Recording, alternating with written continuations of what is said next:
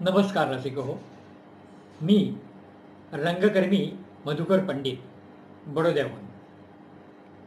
रंगगंध कलासक्त न्यास चाळीसगाव या संस्थेच्या विद्यमाने अभिवाचनाच्या कार्यक्रमात आज आम्ही सुप्रसिद्ध बंगाली नाटककार बादल सरकार यांच्या बाकी इतिहास या नाटकाचा तिसरा अंक सादर करणार आहोत.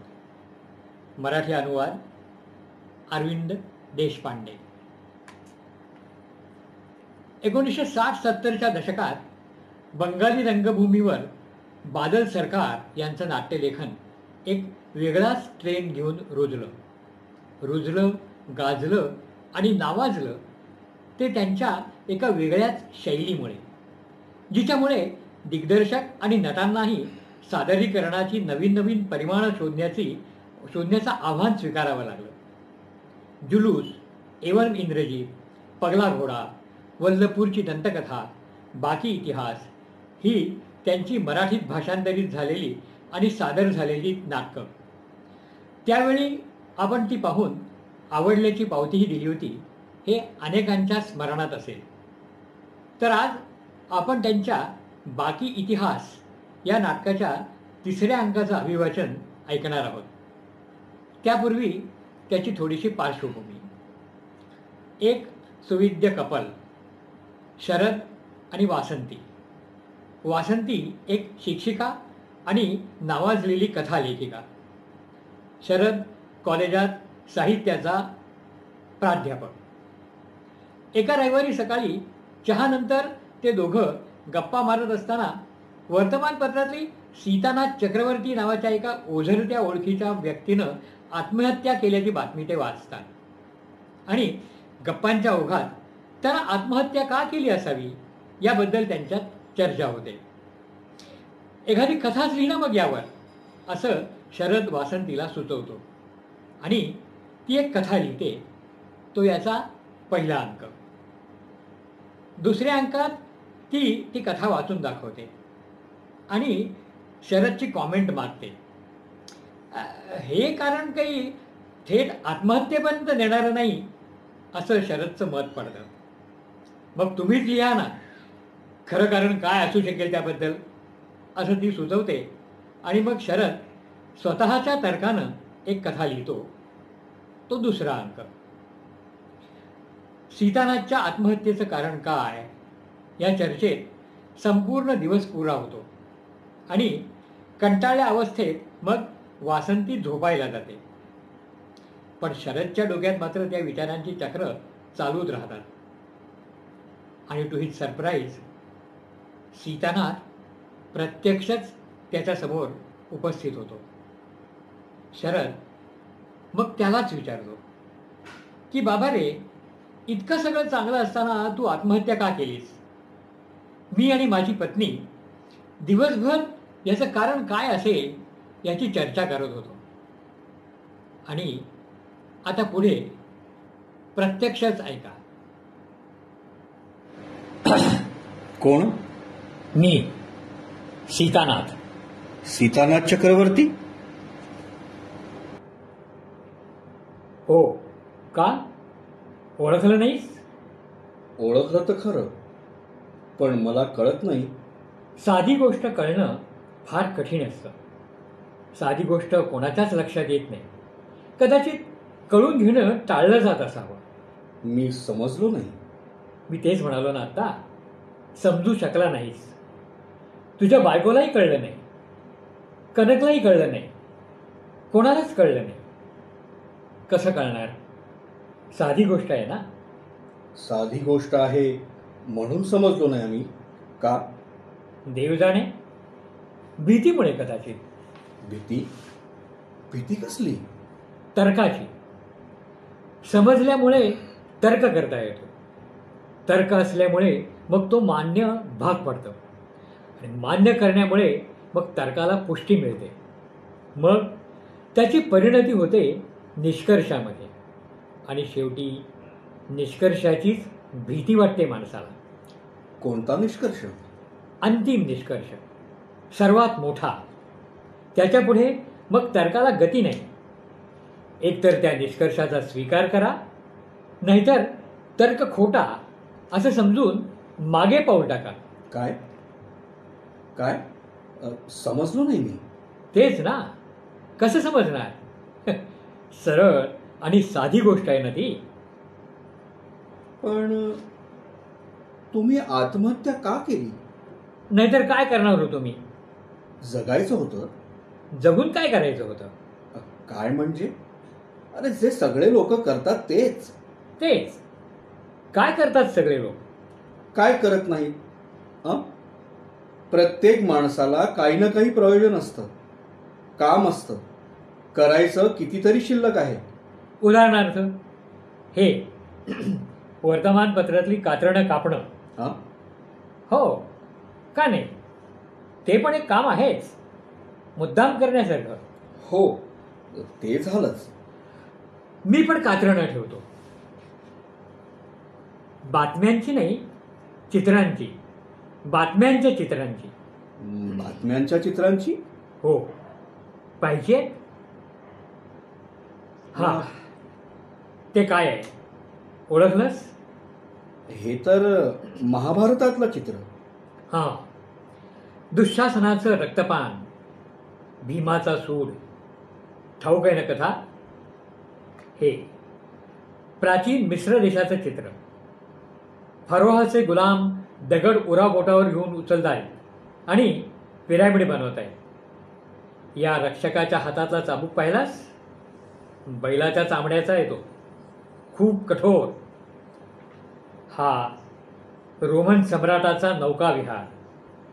गुलाम वल्ली मारतायत. बघ, हा चाबूक पण चामड्याचा आहे, पण त्याला गाठी मारून तो आणखीन घातक केलेला आहे. ही सगळी कसली चित्र जमवली आहेत तुम्ही? रोमचा पोसिलियन. ख्रिस्ती लोकांना सिंहाच्या तोंडात दिलं जात आहे. खांबाला बांधून तिला जिवंत जाळतायत ना, त्या मुलीचं नाव आहे जोन ऑफ आर्क. ते प्रायश्चित्ताचं यंत्र, मध्ययुगीन काळातलं. ते चक्र फिरवून खेचलं की माणसाच्या हाडांचा चुरा. ही नेपोलियनची विजय यात्रा. संगीनी कशा रोखल्या ते पाहिलंच ना? आणि हा सहाराच्या वाळवंटातला व्यापारी मार्ग. लोखंडाच्या बेड्यांनी जखडून गुलाम पाठवले जात आहेत. बघ, त्या चापकाला 9 वाद्या आहेत आणि त्या प्रत्येकाला लोखंडाचे तुकडे बांधलेले आहेत. तो काटेरी तारात अडकलेला एक सामान्य सैनिक, पहिल्या महायुद्धातला. हिटलरचे कैदखाने, ज्यू लोकांचे. तो मागे उजव्या बाजूला तो सफेद रंगाचा गॅस चेंबर. हा माद्रिदमधला एक रस्ता, स्पेनच्या यादवी युद्धातला. बघ, तो मुलगा पडलेला आहे ना, त्याला उजवा हातच नाही आहे. पाहिलंस? बॉम्बमुळे तुटलाय तो. आता ते दुसऱ्या महायुद्धातलं चित्र. खूप चित्र आहेत त्या युद्धातली, विविध देशांची. हिरोशिमा? बरोबर ओळखलंस, हिरोशिमा. आणि आता हे घे, व्हिएतनाम. हे पण चिटकवून टाक. कसली चित्र ही सगळी? बातम्यांची चित्र शरदबाई, बातम्यांची चित्र. अरे निवडून निवडून ही सगळी चित्र कशाला जमवली आहेत? हाच तर इतिहास आहे. इतिहास? मानवाचा इतिहास, जीवनाचा इतिहास. खोटं. हा तर मृत्यूचा इतिहास आहे. मृत्यूशिवाय जीवनाचं अस्तित्व असू शकतं? पण मृत्यूचा इतिहास हा जीवनाचा तर इतिहास होऊ शकत नाही. कदाचित तसंही असेल. प्रत्येक माणसाच्या जीवनाचा इतिहास कदाचित असू शकेल वेगळा, पण तो हा नाही. हा बाकी इतिहास आहे. बाकी इतिहास? हो, बाकी इतिहास माणसांचाच. पण मला सांगा, तुम्ही आत्महत्या का केली? तू आत्महत्या का केली नाहीस? मी मी आत्महत्या कशाला करू? का नाही? आ? अहो पण कारण सांग. कारण कारण सोपं आहे. मला जगायचंय. का जगायचंय? का? कोणाला जगावं असं वाटत नाही? बऱ्याच लोकांना नाही वाटत. कोणी सांगितलं नाही वाटत म्हणून? कोणी सांगितलं वाटतं म्हणून? नाही वाटत तर जगतात कशाला? आत्महत्या का नाही करत तुमच्यासारखी? ह. नाहीच जगत ते. आ? हो, नाहीच ते जगत. आत्महत्याच करतात. पण कदाचित माझ्यासारखी नाही. म्हणजे ते गळ्याला फास नाही लावून घेत. तेलात भिजून जाळून नाही घेत स्वतःला. कमरेला धोंडा बांधून पाण्यात उडी नाही टाकत. ते शांतपणे मुकाट्यानं काहीही न बोलता जगणंच बंद करतात. ह. काही अर्थ नाही या वायफळ बडबडीत. कशात अर्थ असतो? हं? सांग तरी, ऐकू दे मला. अहो, माणूस एकतर जगतो नाहीतर मरतो. हां, आ? फार गंभीर बोलला. संपूर्ण सत्य. म्हणूनच मी मेलो. म्हणूनच माणूस एकतर जगतो नाहीतर मरतो. विधान किती सोपं आहे, पण गंभीर आहे. तर्काला धरू नये. आणि या तर्कानं निष्कर्ष काय निघतो? काय? सरळ निष्कर्ष. जगणं अशक्य झालं म्हणून मरा. अहो पण जगणं का अशक्य होईल? तेच तूच सांग ना. मी सांगू? मी तर जगतोय. मी जगतोय. तू आत्महत्या का नाही केली शरद? का करू? का नाही केलीस? मी सांग ना. माझी पत्नी आहे. मला पण बायको होती. सगळे सोयरे आहेत. मला पण होते. नोकरी आहे मला. काम आहे. मला पण होती नोकरी. काम होतं. तरी पण तुम्ही आत्महत्या केलीत. आणि तू नाही केलीस. का नाही केली शरद? कारण मला जगणं आवडतं म्हणून. हा? अ, खरंच तुला जगणं आवडतं? अ, खरंच आवडतं तुला जगणं? अ, अ, हो. खोटं. खरंच. खोटं. कपटी. अ? भ्याड. मी भ्याड? चुप राह. मी तुला विचारलं होतं की तू आत्महत्या का नाही केलीस. तू उत्तर नाही देऊ शकलास. आता तू मला विचारलंस की मी आत्महत्या का केली. देतो मी उत्तर. ऐक. 19व्या वर्षी मॅट्रिक होऊन कॉलेजात प्रवेश केला मी. 19 वर्षांपूर्वी. 19 वर्षांपूर्वी? 19 वर्षांपूर्वी. तेव्हा जग खूप सुंदर होतं. लोक जिवंत होते. जीवनाला किंमत होती. 19 वर्षांपूर्वी. हो, 19 वर्षांपूर्वी. एका वर्षानंतर वडील वारले. 18 वर्षांपूर्वी. पृथ्वी नावाच्या ग्रहावरचा माणूस नावाच्या अब्जावधी लोकांपैकी एक प्राणी मेला. माझे वडील. 18 वर्षांपूर्वी.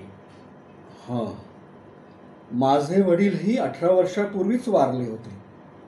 18 वर्षांपूर्वी जग उलटपालट झालं. एका माणसासाठी, माझ्यासाठी. निर्भेळ निश्चित आनंद संपला आणि भाराभार दुःखांनी मला व्यापलं. बेफिकीर आरामाच्या ऐवजी जीवापाड कष्ट. बेफिकीर आश्रयाऐवजी सर्व जगाची तंगडतोड.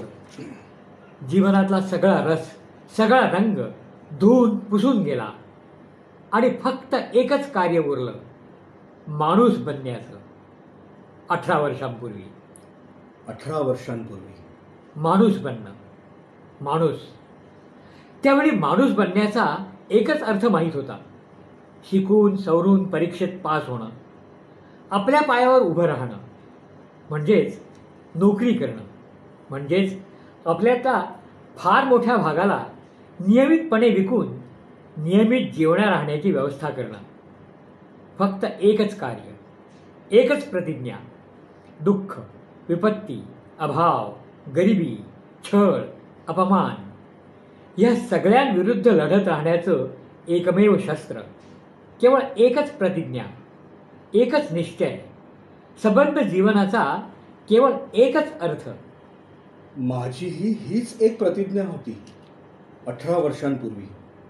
अजून 1 वर्षानंतर इंटरमिजिएट, आणखीन 2 वर्षानंतर BA, आणखीन 2 वर्ष MA, कॉलेज, लायब्ररी, कर्ज काढायचं, कर्ज फेडायचं, शिकवण्या करायच्या, रात्रभर जागून अभ्यास करायचा, परीक्षा, परत कर्ज, परत शिकवण्या, आणखी रात्री जागवायच्या अभ्यासात, आणखी परीक्षा, अंतिम परीक्षा MA.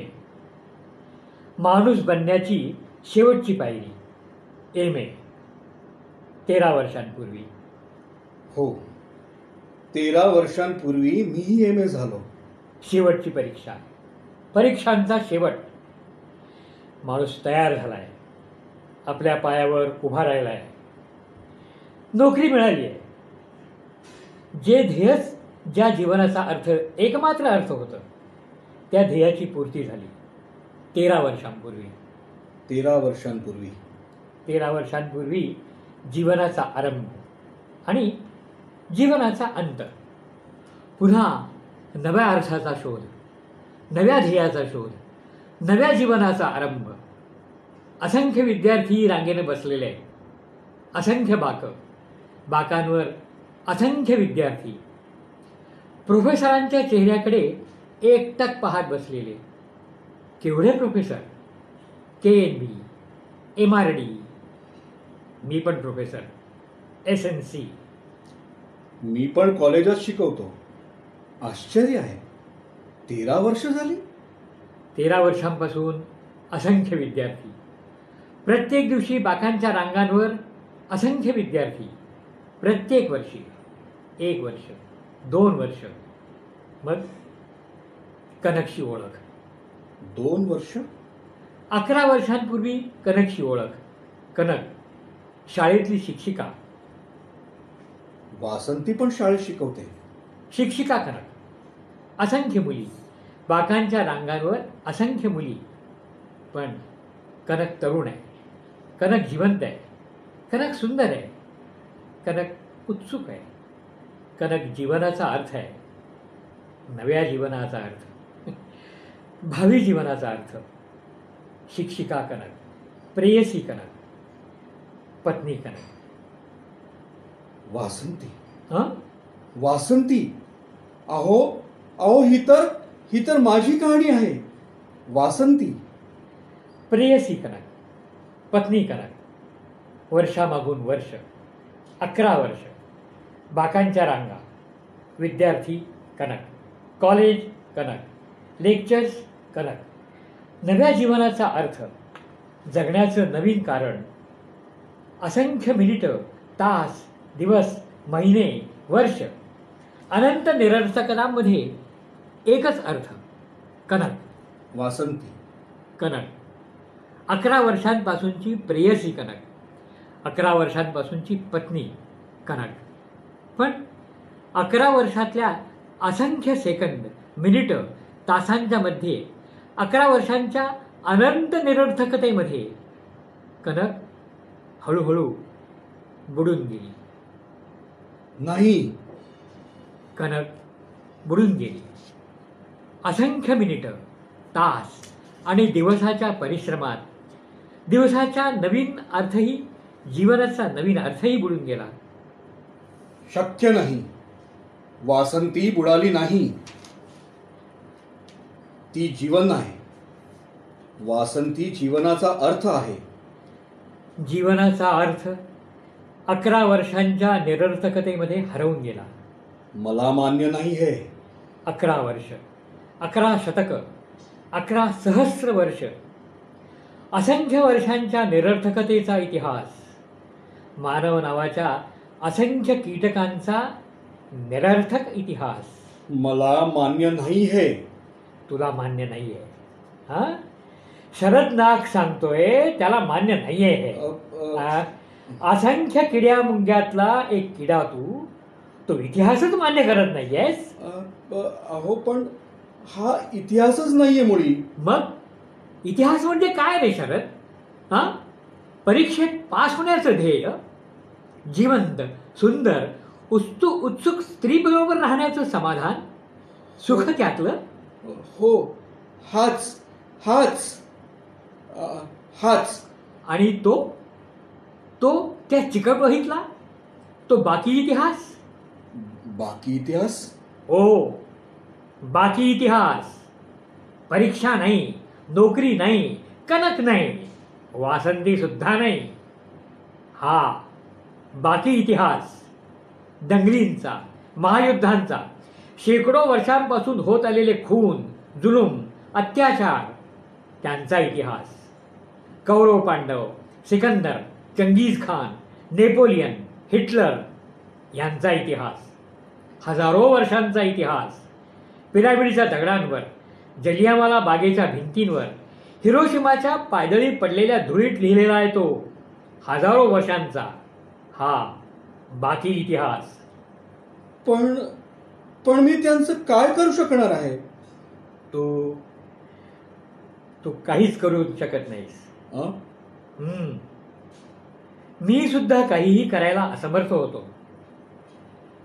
कुणीच काही करू शकणार नाही. अत्याचार, दंगली, खून, युद्ध हे सगळं सगळं असंच चालू राहणार आहे. हे सर्व मानवच करणार आहे. आणि तरीही तो त्याच्या विरुद्ध काहीही करू शकणार नाही. अरे मानव फक्त 2 वेळा सुखासमाधानानं जेवून सुद्धा संतुष्ट होतो. पण तोच दुसऱ्याच्या पोटात संगीत खुपसतो. जो शास्त्रज्ञ एका किड्याचं सुद्धा दुःख बघू शकत नाही, तो एकाच वेळेला लाखोंचा संहार करणारं अस्त्र बनवतो. हे सर्व मानवच आहे, तुझ्या माझ्यासारखेच. हे सर्वजण जीवनाचा कोणता ना कोणता अर्थ काढून जगण्याचे परिश्रम करतात. हो, पण तरीही जिवंत राहतात, ते जगतात.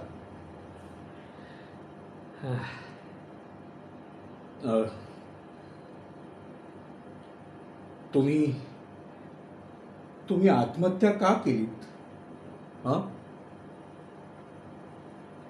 तुम्ही जिवंत राहू शकला नसतात?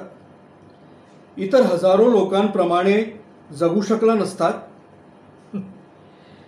माणूस एकतर जगतो नाहीतर मरतो. तुम्हीच म्हणालात ना बघा. पण मग इतर सारे? ते जीवनातला अर्थ हरवल्यानंतर वाट पाहतात. परत कधीतरी अर्थ गवसेल, परत एक दिवस नव्यानं आरंभ होईल अशी आशा त्यांना असते. तुम्हाला नव्हती ती? नाही, मी पूर्णपणे निराश झालेलो होतो. वर्तमान काळ, भूतकाळ, भविष्यकाळ सर्वच माझ्या बाबतीत एक झाले होते. आणि माझं काय सांगा ना. आज दिवसभर तुम्ही लोक माझ्या आत्महत्येच्या कारणांच्या बद्दलची कल्पना करत होतात.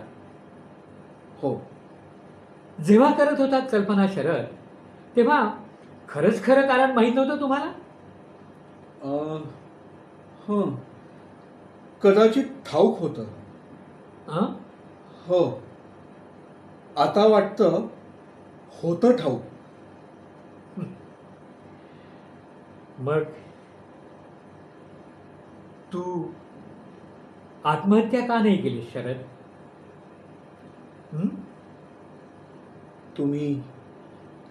तुम्ही जा Sharad.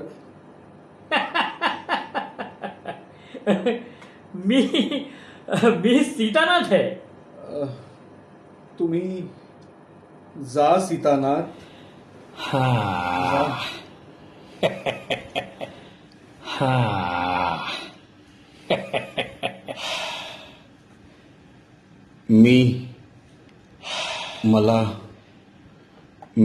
I must die. I must die. दोरी.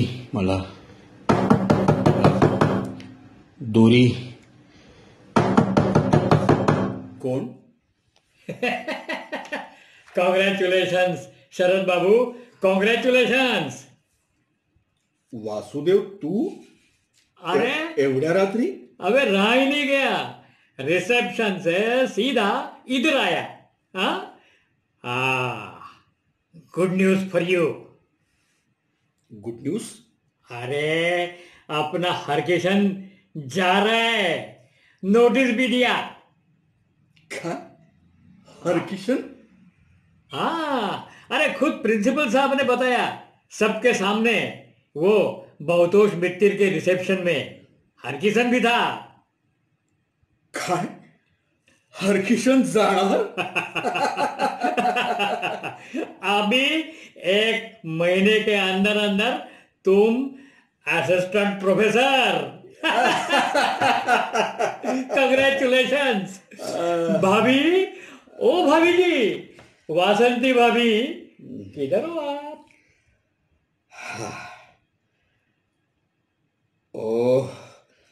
Oh, damn you, Sitanath Chakravarti, and damn your बाकी इतिहास.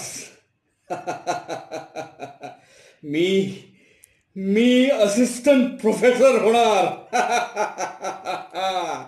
ला ला ला ला ला ला ला ला ला ला ला ला ला ला ला ला.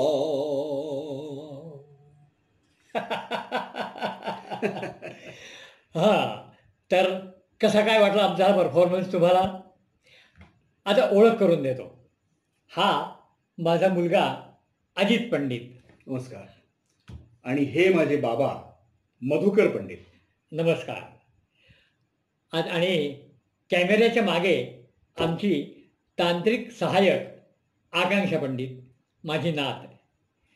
तर आमच्या या परफॉर्मन्सबद्दलचा आपला फीडबॅक द्यायला विसरू नका बरं का. धन्यवाद. धन्यवाद.